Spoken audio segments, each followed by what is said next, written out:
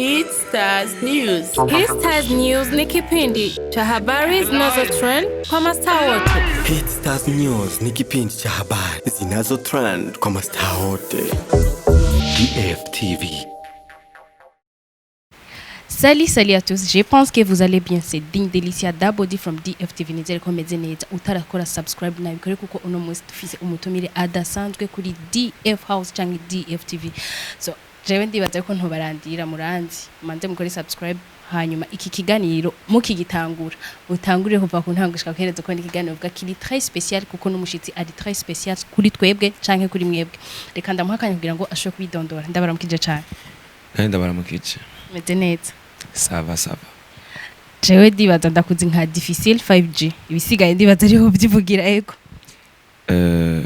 Jewe amazina abavyeyi banyise ni Hakiterese ya 230. Mugabo izina ry'ubuhanzi, ry'uburirimbyi, ry'umuziki ni DIFFICILE5G.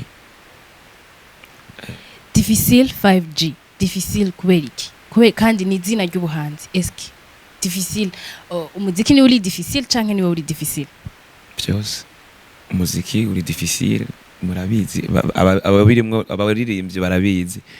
Uri difficile naje ubwanje ndi difficile. Urumva mwese mugiye komereranira nabi kiri difficile gihure ni kiri difficile. Cyaba difficile birenze. Takwa matata. Hanyuma nk'akabiyo ku bantu tukabakuzi nka Edwin bagiye kukubona nka 5G. Jewe natanguye kuririmba muri chorale kera nkiri umwana niga 4e primaire. Mugabo byari byo kuja muri chorale gusa ugenda ukaririmba nyene bakakunumisha nturirimba uri kuradutobera. Hama ndabandanya mu nyuma ja muri groupe yaririmba ibintu by'ama gospel nyene yitwa les servants de la Sainte Cité ingozi nyene.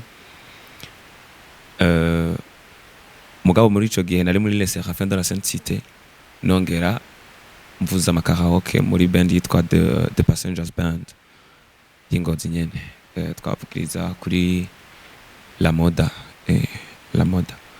hanyuma mu nyuma ndaguma muri ivyo by'amakaraoke.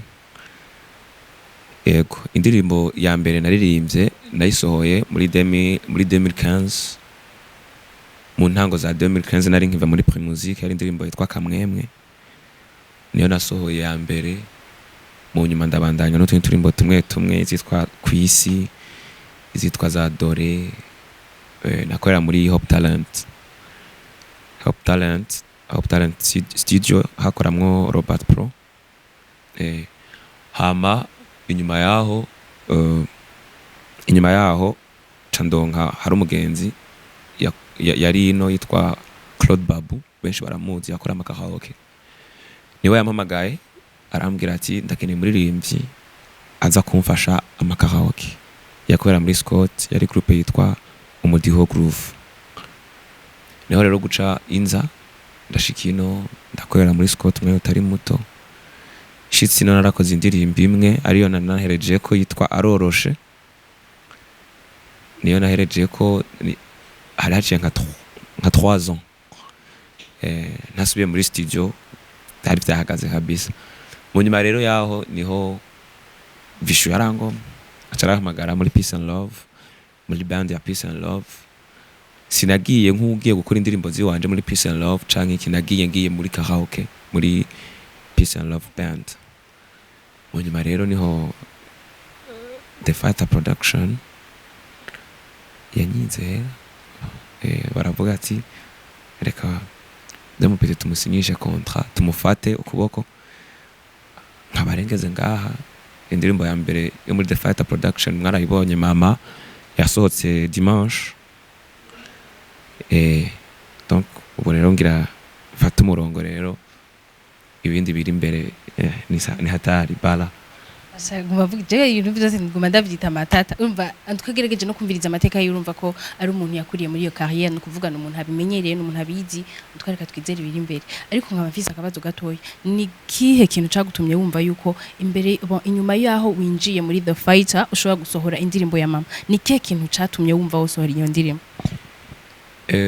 kuva ninje muri The Factor ndibaza hari indirimbo ziri muri studio ziwanje mugabo kumbure ikintu umuntu abakunda canke ikintu kiza imbere ya byose nico umuntu yiyumvira guherako mama azi imbere ya byose nico gituma n'indirimbo yaje imbere ya byose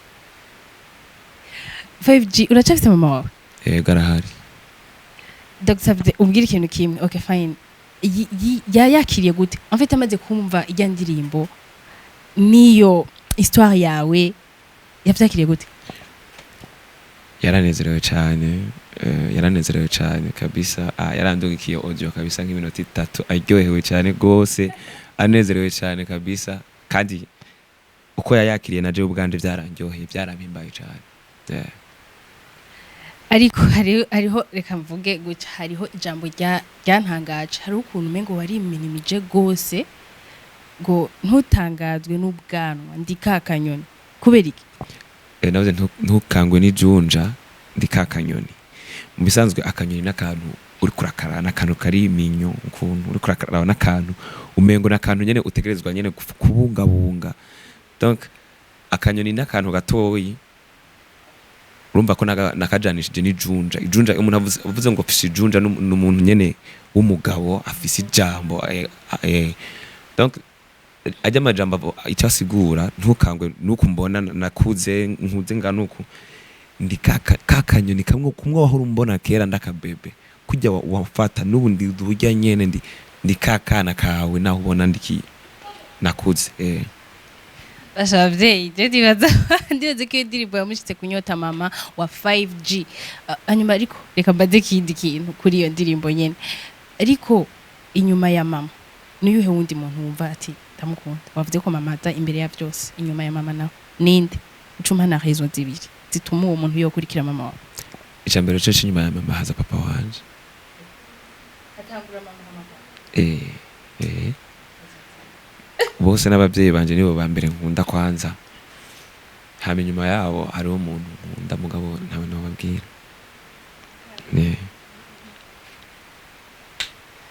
inyuma ya papa na mama hariho uwundi muntu ntawe yotubwira reka basi dufate ko ari famba reka dispose ko ari famba bifatuko kabisa sivyo mvuze mugabo bifatuko ariko sivyavuze guys je ndobatohereza kandi uwo muntu ndobabwira vuba sinabwiye ko ndi safari ndiko ndagenda ingozi kugasaka nzoza ndayabazaniye yose hanyuma ariko ndashaka kumenya inyuma ya mama mbega video ni kujya nyene vyaraheze canke hari iyindi video inyuma ya mama kuri ijya ndirimbo mama nyene inyuma ya mama donc turazobamenyesha gusa harashobora gukorwa indi video mugabo tuzobamenyesha hama inyuma ya mama hari indirimbo yindi ikiri sohoke vuba cyane ku munsi wa mbere le 12 kuri Mutima Bar hazosohoka indi ndirimbo isohoka na video yayo nyene turabatumiye cyane kwinjira ni ku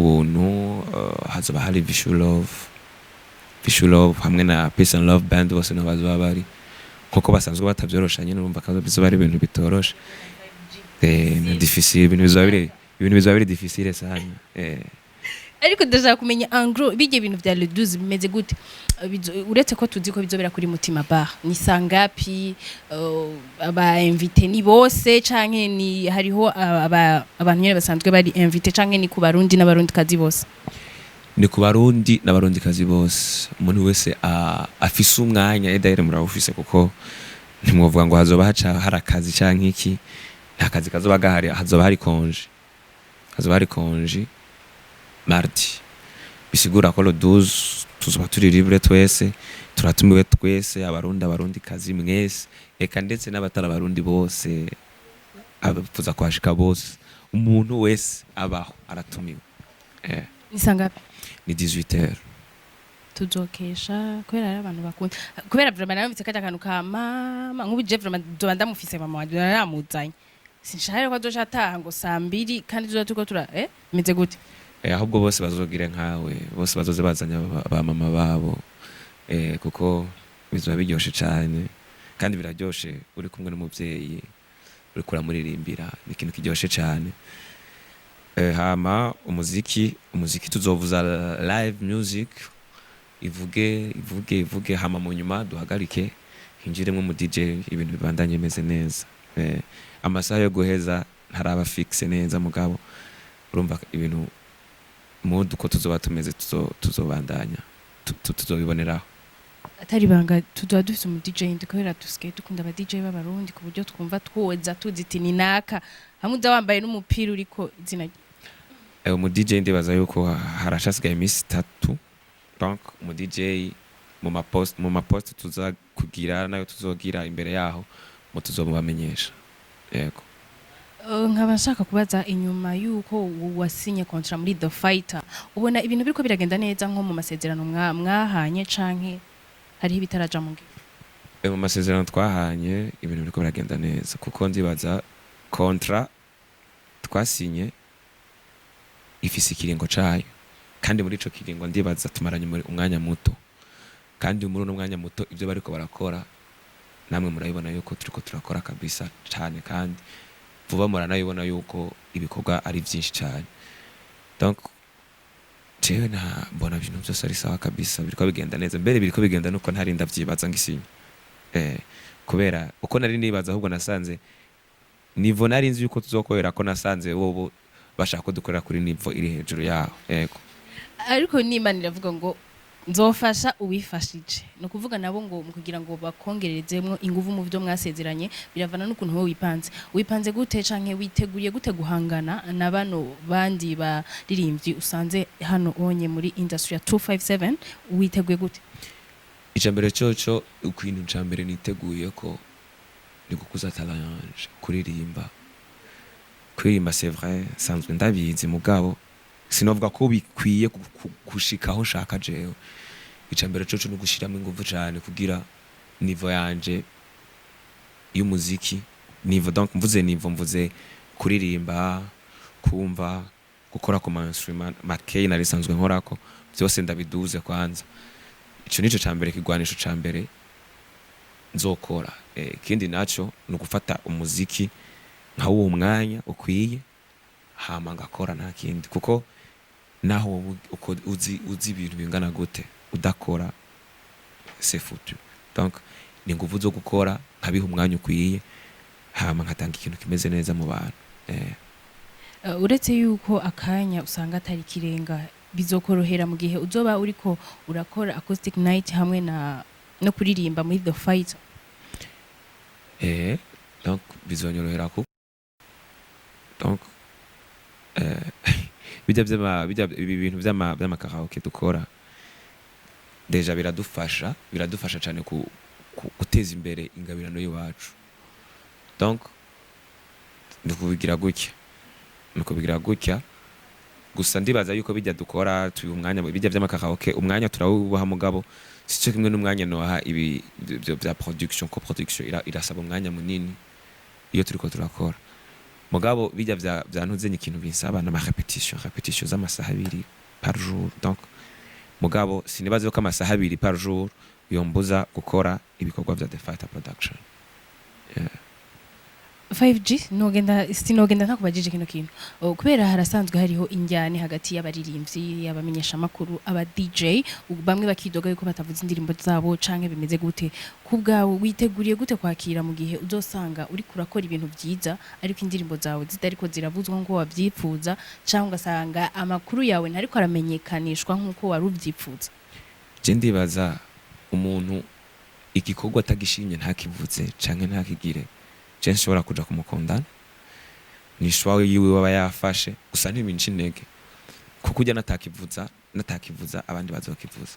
Donc ni yabireka azareke vraiment kuko sinoja kumubwira ngo urumva ngo ntuvuze indirimbo zanje ntugira iki je niyumva igikorwa nakikoze ntagishima kanga kukivuza abandi bazokivuza hama je mbandanya akazi kanje.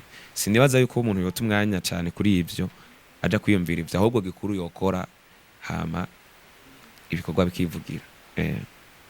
Ndumva bego 5G yovuga ikintu kimwe kuri The Fighter production uburongozi bwa The Fighter muri en fait muri iyi interview ndakeneye ko ugira ikintu ubashikirije muri uno mwanya. Ikintu cambere coco kandi nguma mvuga kandi shimika ko nuko ndabashimira cyane kuko igihe tumaranye baramfashije byinshi surtout n'abantu bari direct cyane bakunda kumanura baramanura mu by'umuziki imbere no mu bindi byo ku ruhande ukuyemwe iby'imiziki ugasanga nyine bariko barampanura bambwira ibintu byinshi donc ndabashimiye kuri ico cyane noga ndabashimira kuba barantoye harabaririmbye benshi cyane bari gushobora gutora mugabo ndabashimiye ko abayumviriye jewe kandi ndababwira ko ndanabizeye cyane yes wamujama ndumva ngo turafite ibintu byinshi byo kuvugana byinshi cyane ariko ntiyogenda atangira akapera ka mama kubera nk'ubu niko ncanshika ndamwereka umuvyeyi ndasabye okay mawe ndagushimiye cyane kuba waranshize kuri iyi si